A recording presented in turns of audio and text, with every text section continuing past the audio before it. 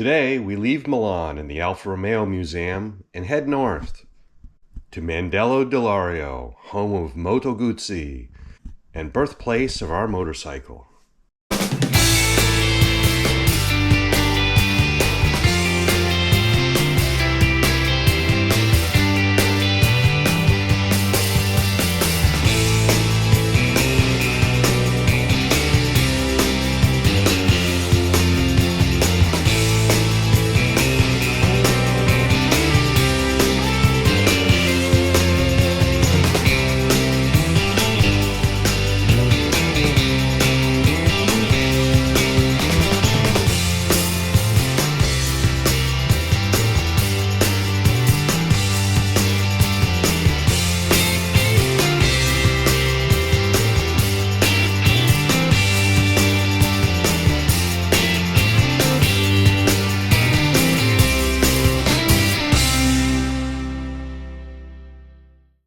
The Moto Guzzi factory. Since 1921, motorcycles have been produced in this very building. No Guzzi enthusiast's pilgrimage to Mandello Del Lario would be complete without a photograph in front of the iconic red door. This town lives and breathes motorcycles. Our next stop is the Agostini motorcycle dealership. They've been selling Moto Guzzis for over 60 years. We're looking to get some parts for our motorcycle that we've broken or lost over the trip, and to deliver some English biscuits. We've been carrying these biscuits around since we were in England. We go to the parts department and look for Luca. Ciao, Luca! We were sent with some biscuits from England. Ciao, Luca. Ciao. Baldric from the UK. Moto Guzzi mechanic. Baldric. He told me to bring these to you. He was quite amused that we made the trip with these. Operation English Biscuit delivery completed. We discussed the parts needed for the motorcycle and that we really could use an oil change. They were happy to fit that in this afternoon. We found a campground within walking distance and set off to relieve the bike of some luggage. I then returned the bike to Agostini so they could perform the work. I then walked back to the campsite a different way. I got a little turned around, but that was a good thing. I came across the Giorgio Ripamonte repair shop and home. Apparently he helped Mr. Guzzi build the first Moto Guzzi right here. It is now a Moto Guzzi themed bed and breakfast. There's a nice mural on the wall of an early Moto Guzzi next to an old Fiat. Well, if I didn't get hopelessly lost, I wouldn't have found that. That was pretty cool. Once the bike was returned for the maintenance, I walked back to the campground and we took a very chilly dip in Lake Como.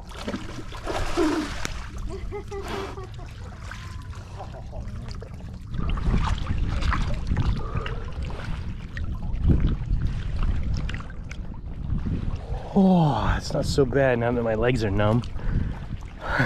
Lake Como.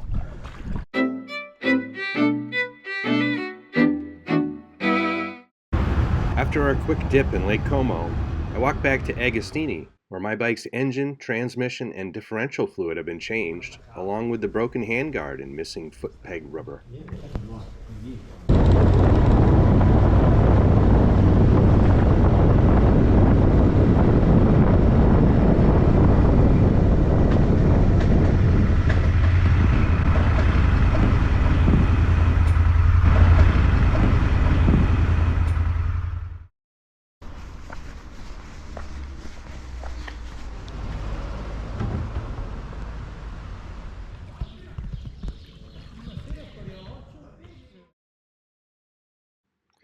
Of course, one of the main reasons for coming to Mandello Del Lario is to visit the Moto Guzzi Factory Museum.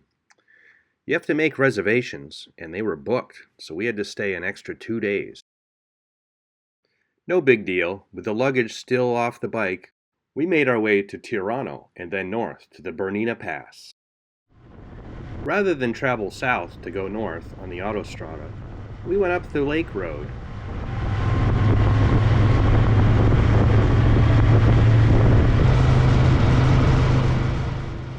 We found one of the many tunnels along the route to have collapsed recently and was impassable. So we had to turn around and do the autostrada anyway.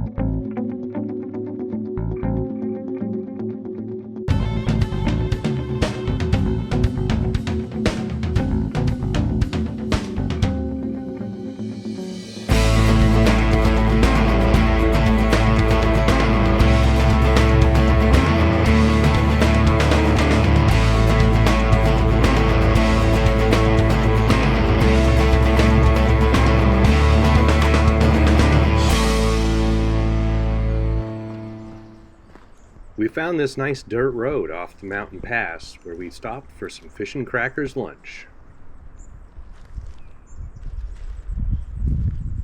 It was very peaceful, although it was quite hot and a bit buggy.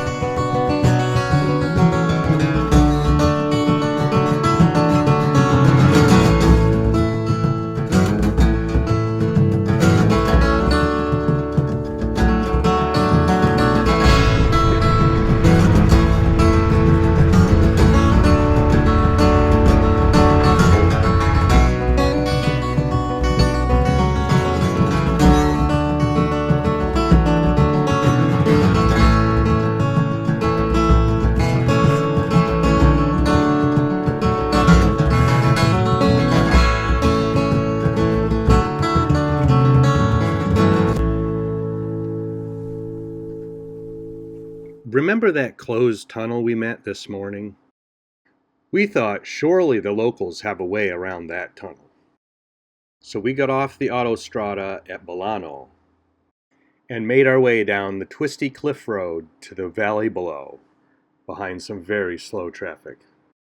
The next morning, after the benefit of a night's sleep, Kathy recounts the most treacherous moments of our trip so far and the resulting crash.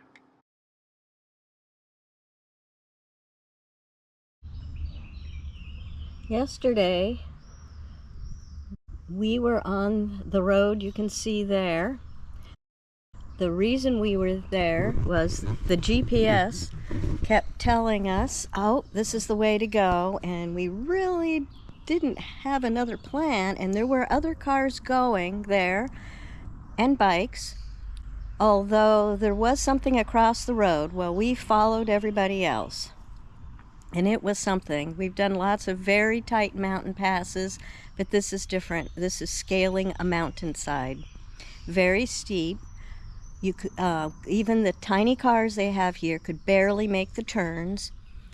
We were doing okay.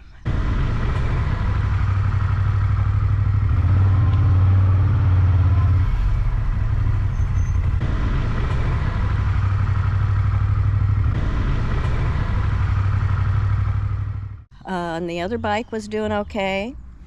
And then at one point, one of the cars, the one right in front of us, decided that he couldn't make the turn, so he started to back up as we were entering the curve. We were on quite an angle at that point. He backed up. We had to stop.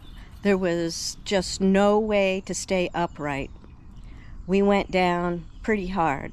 John's very sore today. His right side where he landed probably pulled something. Inside his chest is very sore. And I actually feel okay. I have a couple little achy things, but not much. But it was something to have a car start backing up towards you on such a slant like that. There was just nothing we could do. Immediately, the cars behind us, the guys all jumped out and got the bike up, which was a good thing because it was on such an angle. There was no way we could have done it. And we didn't have the luggage on, so the bike itself really took the brunt of it. And it broke apart, which we do have, you will see some of that repair. And he'd always had problems with the bolt stripping out and wanting to back out. Well, the crash put an end to that. And you'll see he had to actually just drill through and do a bolt and nut to make it all stay together, which is actually a pretty good fix. It seems to work well, and the luggage still goes back on it. Oh yeah, we were on that road because they had to close one of the very many tunnels. I don't know if you can tell in this or not, but A part of the tunnel actually fell down, so they had to close it. To get anywhere here, it's tunnels over tunnels, roads over tunnels. It's really something because everybody lives on the hillside around this beautiful lake. Well, I'm not sure how, but obviously we did make it back to the campsite, down some of these very twisty roads after the crash, and we got it sorted out as you saw. Special thanks to the campground owner who lent us the drill and 6.2 millimeter drill bit and the nuts and bolts that we raided from his stash. So we'll leave you with some of this getting back to the campsite footage.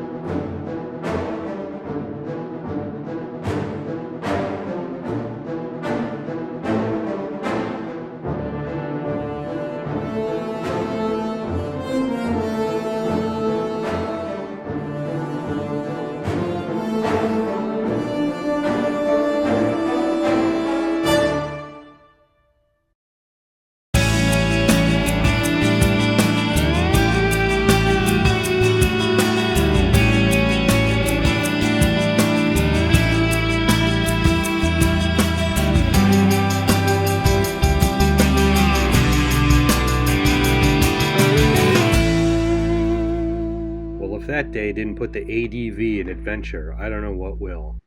We spent the next day in camp. We stayed off the bike. We did some laundry, and of course, I did some video editing. All the rest of the campers left camp for the day. And you watched the camp guys spray for mosquito larvae.